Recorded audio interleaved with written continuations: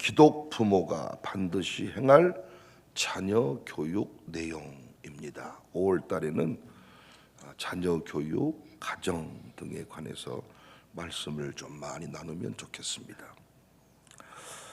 여러 차례 제가 말씀을 드렸지만 다른 것은 실패해도 자녀 교육에 실패하면 안 됩니다.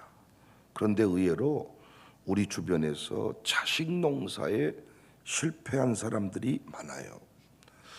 제대로 우리가 배우지 못해서 그랬습니다. 우리만 열심히 신앙생활하면 때가 되면 자녀가 세워질 거다, 이렇게 교회가 가르쳤는데 잘못됐죠. 자녀 교육에 대한 책임이 부모에게 있습니다. 장로, 안수집사, 목사, 사역장, 교육사, 찬양사, 이런 교회에서 주는 직분을 감당하는 것도 중요한데 자녀 교육의 책임도 부모에게 주어졌습니다. 그런데 우리는 이걸 그동안 너무 소홀히 다뤘어요. 그래서 우리의 삶이 힘들어요. 아파요. 자녀와 부모는 하늘이 맺어준 특별한 이 관계라. 자녀와 나는 따로가 아닙니다. 자녀가 아플 때 부모는 정말 아픕니다. 자녀가 웃을 때 부모도 웃을 수 있습니다. 그러니까 자녀가 열려져야 돼요. 잘 풀리는 집 말씀드릴 때도 자녀가 풀려야 집안이 풀리는 거예요. 그렇다면 어떻게 자녀를 교육해야 합니까? 8절에 보니까 악을 뿌리는 자는 재앙을 거둔다. 이 시대의 교육의 현실을 보는 것 같습니다. 오늘 본문 22장 기독교육의 관점에서 너무너무 중요한 저는 내용을 담고 있다. 꼭 자녀에게만 해당되는 내용이 아니고 지금이라도 여러분과 제가 이 부분을 잘 가슴에 새겨서 훈련한다면 어디 가든지 간에 하나님 나라 확장의 통로가 될 수 있습니다. 결국 여러분과 제가 가정교회 가서도 문제를 일으키고 교회 생활을 잘 못하는 이유도, 직장 생활을 못하는 이유도 이 교육의 부재 때문이에요. 그러니까 사실은 아이들 가르치자고 설교하지만 여러분과 저에게 필요한 필수 요소이기도 합니다. 할 수 있는 대로 우리 부모들이 당당히 오늘 본문의 내용들, 오늘 설교의 내용들을 잘 가르칠 수 있기를 바랍니다. 교회적으로도 이거 잘 가르쳐야 돼요. 뿌린 대로 거두어요. 뿌린 대로. 악을 뿌리니까 재앙을 거두는 거예요. 우리는 이렇게 하는 것이 옳은 줄 알았는데 우리 아들, 딸들 보니까 부모 공경 안 하잖아요. 하나님 안 섬기잖아요. 여러분 자식한테 전화해 보셨어요? 새벽 예배 드리냐고? 드린다 그러던가요? 믿으십니까? 새벽 예배 정말 드린다고 믿으십니까? 쉽지 않습니다. 구체적으로 우리가 무엇을 가르쳐야 되는가? 당당히 가르쳐야 될 기독교육의 내용입니다. 첫 번째, 마땅히 행할 길을 가르쳐야 합니다. 6절에 마땅히 행할 길을 아이에게 가르쳐라. 여기서 아이는 나르, 젖먹이를 말합니다. 마땅히 행할 길은 하나님이 명령하신 율법과 규례. 우리 한국 교회로 치면, 우리 교회로 치면 5대 신앙을 말합니다. 이 5대 신앙, 하나님 섬기는 이 신앙의 원리를 언제부터 가르치라고요? 태중에서부터, 어렸을 때부터, 젖먹이 때부터 가르치라는 거예요. 3살 버릇이 8까지 갑니다. 나무는 어렸을 때 휘어야 한다는 말이 있어요. 그런데 이 시대 부모들은 젖먹이 때부터 신앙교육하지 않습니다. 우리 교회 젊은이들 모습 생각하시면 큰일 나죠. 영어 교육합니다. 영어 유치원 줄 서서 보내는데 기가 찹니다. 그리고 정부에서 돈 지원해 주니까 그냥 어린이집에 맡겨서 이 아이가 부모님 돌아올 때까지 거기서 머무는 것에만 다음 세대 교육을 생각하는 겁니다. 그런데 사실은 젖먹이 때부터, 태중에서부터 마땅히 행할 길 교육. 우리에게 예배는 너무 마땅한 일이잖아요. 그런데 요즘 아이들에게 예배는 특별한 일이 돼버렸잖아요. 우리 교회 아이들은 새벽 예배가 일상이잖아요. 그런데 우리 아이들에게 새벽 예배는 특별한 일이 됐잖아요.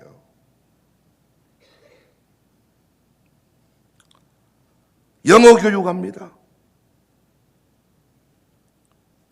이런 교육 받고 자란 자녀들이 국제적인 사기꾼이 됩니다. 온갖 분노를 뿜어내고 있습니다. 그래서 우리는 유대인들처럼 어렸을 때부터 신앙 조기 교육을 해야 돼. 그런 관점에서 샬롬 유아스쿨, 하나님의 선물입니다. 여러분, 제가 미국 가지만은 교사주의를 제가 설교 못하는 것 같지만은 여러분이 5월을 지나면서 내 아이 조기교육을 책임지는, 신앙 조기교육 책임지는 우리 교육사들, 선생님 돌보지 않고 넘어갔다. 난 진짜 나쁜 신자라고 생각합니다. 신앙 조기교육에 성공한 유대인들은 하나님이 있냐 없냐로 고민하지 않아. 그들은 하나님이 있냐 없냐로 고민하지 않는다고요. 그들의 교육의 출발은 처음부터 하나님을 어떻게 섬길 것인가. 근데 우리는 어때요? 하나님 어디 있습니까? 직분자 아들, 딸들이 어느 순간 지나면 하나님 있냐 없냐를 따져 물어, 부모님한테. 그런데 신앙 조기교육을 하면 어떻게 하나님을 섬길 것인가를 따진다. 천주교에서 뭐라고 말한 줄 아세요? 세상 4세 아이들을 1년만 우리에게 맡겨준다면 전 세계를 천주교로 만들 자신이 있다 그랬어요. 4살짜리 아이들을 1년만 우리에게 맡겨주면 우리는 전 세계를 캐톨릭 천주교로 만들 자신이 있다. 그래서 그들은 지금도 다음 세대 교육기관에 사활을 겁니다. 정부가 보조해주고 있는 어린이집이냐 아니냐를 따지는 게 아니라 그 선생님이 하루 종일 내 아이를 데리고 무엇을 가르치는가를 따진다고요. 근데 요즘에 우리는 이 부분들에 대해서 너무 소홀해. 애들을 그냥 애들 취급해버린다는 겁니다. 그래서 어느 순간 지나니까 하나님 어딨냐고 따져 물어. 기독 부모가 반드시 해야 될 자녀 교육, 영어 교육 아닙니다. 그거 우리가 못해줘도 지가 필요하면 다 합니다. 어렸을 때부터 피아노 못 가르쳐줘도 필요하면 지가 다 합니다. 재능이 있으면 지 혼자 기타 치고 피아노 치고 다 발견하고. 우리가 기독 부모로서 마땅히 행해야 될 교육은 뭐냐? 5대 신앙 교육이에요. 우리 지금 우리 교회 집사들도 권사들도 뭐가 어렵어? 새벽 기도가 어려워. 11조가 지금도 어려워. 마땅히 행할 일인데 11조 가지고 어려운데 어떻게 하냐고 성질내. 교회를 섬기는 일이 너무 당연한 일인데 어려운 거예요. 물 떠난 물고기가 살 수 있습니까? 물고기가 하는 말, 나는 왜 물에서만 살아야 됩니까? 마치 내가 왜 교회 다녀야 됩니까? 내가 왜 교회에 있어야 됩니까? 물고기가 묻는 시기야. 내가 왜 물에서만 살아야 됩니까? 그러면 육지에서 한번 살아봐라. 물고기를 끄집어내놔도 어떻게 돼? 파닥파닥 하다가 죽잖아요. 교회 떠난 인생이 어떻게 살 수 있습니까? 교회 떠난 인생이 어떻게 신천지로부터 보호받을 수 있습니까? 교회 떠난 인생이 어떻게 끝내 승리할 수 있습니까? 그런데 교회 떠나잖아요. 살아있으나 죽은 인생입니다. 여러분과 제가 뭐 해야 돼요? 5대 신앙. 하나님 있냐 없냐의 문제가 아니라니까요. 하나님을 어떻게 잘 섬길 것인가. 우리 교회가 이 일에 힘쓰고 있습니다. 여러분, 지금 어른들도 5대 신앙 못 배워서 5대 신앙이 안 돼서 우리 교회 힘들다 그래요. 우리 교회가 뭐가 힘듭니까? 우리 교회가 다른 교회에 비해서 제가 여러분 총동원 전도주의를 합니까? 100일 기도회를 3번 합니까? 공휴일 되면 가족과 시간 보내라고 다 제가 가족과 함께 시간 보내도록 배려해드리고. 뭐가 힘듭니까? 제가 하나 강조하는 것은 5대 신앙입니다. 그런데 그게 안 되니까 다 힘든 거예요, 신앙생활이. 근데 한국적으로 5대 신앙 배우지 못하면 가문 세울 수 없습니다. 연결되어 있습니다. 그래서 우리 5월달 가정의 달을 지나면서 또 한 번 내 아들 딸한테 신앙 초기 교육 하고 있는가? 초기 신앙 교육, 5대 신앙 교육 반드시 행할 수 있기를 바랍니다. 두 번째, 기독 부모가 반드시 행할 자녀 교육의 내용은 양식을 가난한 자에게 주도록 가르치는 것입니다. 9절입니다. 선한 눈을 가진 자는 복을 받으리니 이는 양식을 가난한 자에게 줍니다. 자선 교육, 베품 교육입니다. 이 시대 교육은 이기는 교육, 집 밟는 교육, 모두를 적으로 여기는 교육입니다. 자기 배만 채우는 식의 교육입니다. 아니라고 하지만 여러분과 저의 삶을 보십시오. 7절 말씀 보면 부자는 가난한 자를 주관하고 빚진 자는 채주의 종이 된다. 가난하면 부자의 지배를 받고 종이 된다는 거예요. 지배하려고, 지배하지 않으려고 공부하는 겁니다. 공부하는 이유가 뭐냐? 지배당하지 않으려고, 지배하려고. 그런데 우리가 놓치지 말아야 될 것은 하나님 앞에서 가난하냐 부자냐는 중요한 게 아니야. 잘 사는 게 중요해요. 여러분, 부자는 복받았고 가난한 자는 저주받았습니까? 특별히 하나님 없는 부자가 우리의 부러움의 대상이 될 수 있습니까? 하나님 없는 부자가 우리의 부러움의 대상이 될 수 있냐고요. 영원한 지옥불에 던져질 사람들이잖아요. 그런데 우리의 교육은 이걸 생략하고 있습니다. 그냥 부자면 잘 사는 사람이라고 말합니다. 아니지 않습니까? 하나님 안에서 부자는 반드시 나눔을, 섬김을 실천하도록 가르쳐야 되는데 우리는 지금도 많이 가진 것이 복이라는 의식에서 깨어나지 못해요. 지금도 공부 많이 하는 이유가 뭐냐? 연봉 많이 받기 위해서입니다. 그런데 여러분, 우리는 어떻게 가르쳐야 돼요? 공부 많이 해서 돈 많이 벌어서 너 많이 섬기려면 공부 열심히 해라.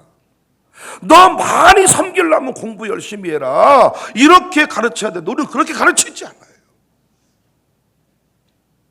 많이 나누고 사는 사람이 잘 사는 사람이에요. 9절에 가난한 자를 향한 선한 눈이 있어야 잘 사는 사람이에요. 가난한 자를 향한 눈이 있어야 된다는 거예요. 근데 우리는 어때요? 부동산을 보는 눈만 있어요. 자기는 딱 보면 안 돼. 이 건물 사서 팔면 금방 돈 번데 당신에게는 부동산만 보이고 가난한 사람은 안 보입니까? 안타깝습니다. 16절에 이익을 얻으려고 가난한 자를 학대하는 자와 부자에게 주는 자는 가난하여질 뿐이다. 더 큰 부를 누리기 위해 부자에게 돈을 주는 것이 아니라 가난한 자에게 양식을 주는 자가 돼야 된다는 거예요. 우리가 명심할 것은 하나님은 가난한 자를 특별하게 대우하십니다. 그래서 우리가 살아가면서요, 가난한 자를 특별하게 섬기잖아요. 하나님도 그 사람을, 그 기업을 특별하게 대우하시는 거예요. 그러니까 우리 교회가 끝까지 부흥하고 성장하려면요, 끝까지 가난한 사람을 특별하게 귀하게 여겨서 섬길 줄 알아야 됩니다. 난 어제도 우리 이정현 장로가 은퇴교육자들 돌아오셨는데 다 저녁 갈비를 섬겼다 그래서 나는 정말 어제도 감사했어. 어떻게 당신은 그런 생각을 할 수가 있냐? 어떻게 당신은 매 순간에 그렇게 그 연약한 분들 누구도 담임 목사에게 섬기는 건 다 할 수 있어. 그런데 그렇게 이름 없이 빚도 없이 그분들 어떻게 그렇게 섬기냐? 참 어제도 하루 종일 기분이 좋더라. 생각지도 못했던 내용들입니다. 어떻게 하면 섬길까? 어떻게 하면 양식을 나눠줄까? 어떻게 하면 베풀까? 이것이 우리의 고민이 아니라 어떻게 하면 돈을 풀릴까? 어디다 돈을 집어넣어야 이자가 많이 올라갈까? 어떤 집을 사서 팔아야 시세 차익을 남길까? 이것이 우리의 지금 삶의 신자나 비신자나 다르지 않습니다. 그러니까 우리가 아이들한테 뭘 가르쳐야 돼? 가난한 자 소홀히 다루지 마라. 교회에서 누구 구제연금 하자고 할 때, 누구 병원에 입원한 사람이 있을 때 그냥 넘어가지 마라. 나는 유아수권에서 생일 맞아가지고 대단한 잔치를 베푸는 일을 한다고 하는데 나는 그거 잘했다고 생각합니다. 부모들은 제발 그런 짓거리 좀 하지 말자고 은근히 불편해한대요. 애 생일 맞았을 때 유아스쿨부터 한 판 벌리는데 그 돈이 만만치 않대. 그런데 여러분, 내 생일날이 뭐 하는 날입니까? 내 팔자 고치는 날입니까? 아니잖아요. 우리의 삶의 존재 이유는 섬김이잖아요. 섬김. 그러니까 결혼도 섬기겠다는 마음을 가지면 너무 쉬울 텐데 팔자 고쳐버리려고 마음먹으니까 어려운 거 아닙니까? 나는 우리 교회에서 계속해서 가르치고 함께 가자고 하는 목적지는 어디냐? 가난한 자에게 양식을 나눠주자. 부자 되기 위해서 부자에게 수천만을 주는 이런 어리석은 인생들이 아니라 부동산만 보는 눈이 있고 남 실수하는 것만 보는 눈이 있고, 야, 어떤 사람은 남의 실수를 잘 또 잡아내요. 그런데 가난한 자를 보는 눈이 없어요.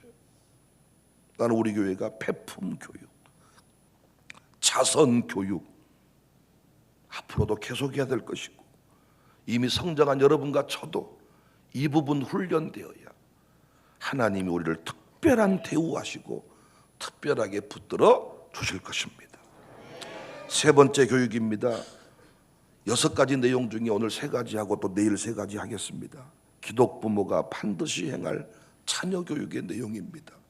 첫 번째는 신앙교육이고, 두 번째는 자선교육, 배품교육, 세 번째가 마음을 정결케 하는 교육입니다. 11절에 마음의 정결을 사모하는 자의 입술에는 덕이 있으므로 임금이 그의 친구가 된다. 마음을 정결케 하는 교육이다. 임금이 그의 친구가 된다. 뭘 의미합니까? 성품 교육을 말합니다. 결국 성품입니다.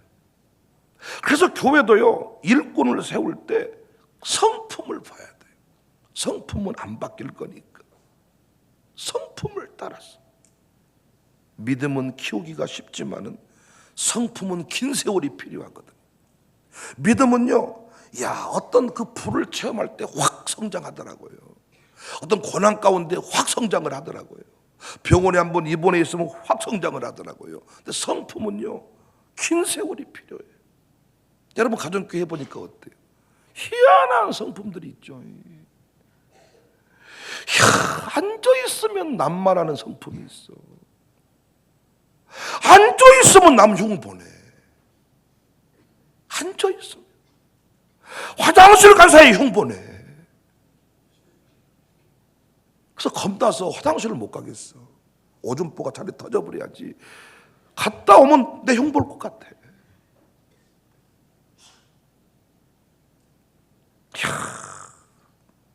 10절에 거만한 자를 쫓아내면 다툼이 쉬고 싸움과 수욕이 그친다. 그러니까 성품 교육이 안 되면 절대 그 분야의 대가가 될 수 없어요. 목회도 승리 못합니다. 보세요. 거만하고 다툼이 있고 싸움이 있는데 어떻게 목회가 된답니까? 가는 곳마다 쫓겨날 것이고 본인이 못 견뎌서 사표를 낼 것이고, 진짜 성품이 묘한 사람들이. 그러니까 그건 가정 환경들과 연결이 돼 있는 거죠. 남을 못 믿어. 매 순간 삐뚤어져 있어. 반응할 줄도 몰라. 웃지도 않아. 울지도 않아. 완전히 독종돼 버린 거야. 피스메이커가 아닌 트러블 메이커. 누가 좋아하겠습니까? 교계만 해도 소문이 쫙 퍼져버리거든. 청사교에서 좋게 나가지 않고 성질내고 나갔다. 쫙 퍼져버려요, 소문이. 목사님, 혹시 그 목사님 교회에서 근무했죠? 사역했죠? 왜? 누구? 우리 교회도 전화 온다 그러더라고요.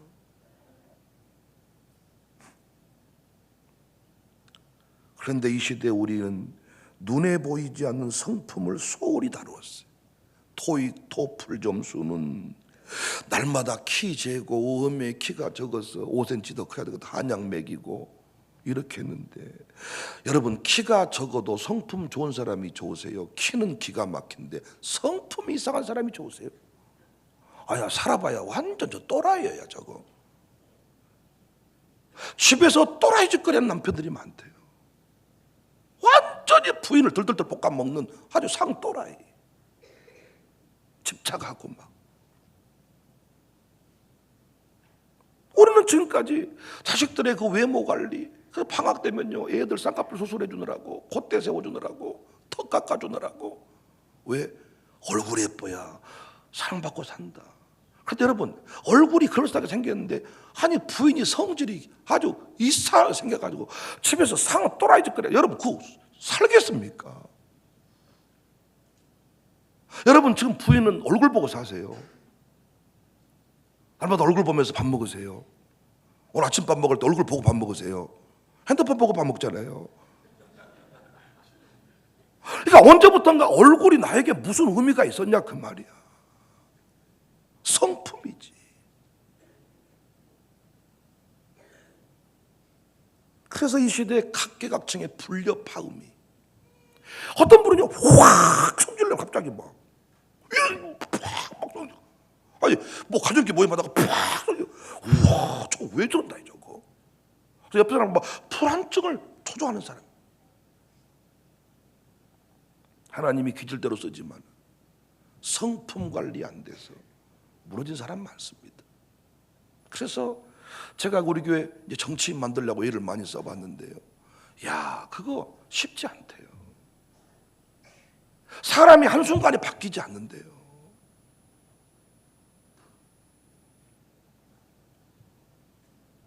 11절에 마음의 정결을 사모하는 자의 입술에는 덕이 있으므로 임금이 그의 친구가 된다. 저희 교단의 그 총신대학 총장이 박성규 목사님이신데 부산에서 큰 교회 하시다가 원래 군목 출신이시고 그분이 이제 총장으로 오셨는데 그 전에 총장님들 정치적으로 뭔가 막 불협화음이 많았어요. 이분은 성품이 좋으시고 인맥이 탁월해. 그러니까 총신대 발전기금이 순식간에 모아지고 안 될 일이 없고 다 잘 되는 거야. 임금이 그의 친구가 돼. 누구든지 하고 잘 지내시니까. 나는 우리 교회 아이들이 인사 잘하는 것 중요하다고 생각해요. 그러니까 인사만 잘해도 성품 관리에 상당히 효과를 볼 수 있고요. 사랑받는 지름길입니다. 이 인사만 잘해도. 그러니까 제가 우리 교회 어른들한테 인사 잘하자고 늘 가르쳤거든요. 지금도 안 됩니다. 인사 안 하려고 돌아다니는 사람들이 있다니까요. 인사를 하기 싫어가지고 엘리베이터를 안 타고 이렇게 사람들 딱 지켜봤다가 살짝 나가 이런 분들이 있다고요. 인사하기 싫어가지고. 그 성품 안 바꾼 이상 확장은 없습니다. 그러니까 우리 아이들이 인사 잘하고, 여러분도 인사 잘하면 칭찬해 주시기 바랍니다. 칭찬. 애절을 가르쳐야 돼요. 애절. 식사, 애절. 문화, 에티켓. 그 성품 교육이 다 이 안에 포함되어 있습니다. 약속을 지키는 것. 어떤 사람은 10분 늦게 온 건 애산일이야. 그리고도 미안하다는 말 한마디 안 해. 이런 게 전부 다 인간 관계를 깨버리는 거거든요. 근데 이런 건 우리가 너무 소홀히 다뤘다고요. 소홀히. 협동을 가르쳐야 돼. 양보와 배려를 가르쳐야 돼. 리더십도 배워야 되지만 펠로우십도 배워야 돼. 로드십도 배워야 돼. 이끌어가는 때만 잘하고 지가 따라갈 때는 협조 안 해. 잘못된 거잖아. 리더가 될 때는 후회함 없이 쓰임받고 내려왔을 때는 리더를 축복해줘. 이런 교육이 사실은 성패를 가르는 교육인데, 영어 할 줄 아느냐, 쌍꺼풀이 있냐, 키가 170이 넘었냐, 몸매가 예쁘냐. 우리는 눈에 보이는 교육에 집중하다 보니까 얼굴들은 예쁜데 가정생활도 안 되고, 정말 외모는 탁월한데 직장생활 못해. 우리 주변에 그런 분 많죠.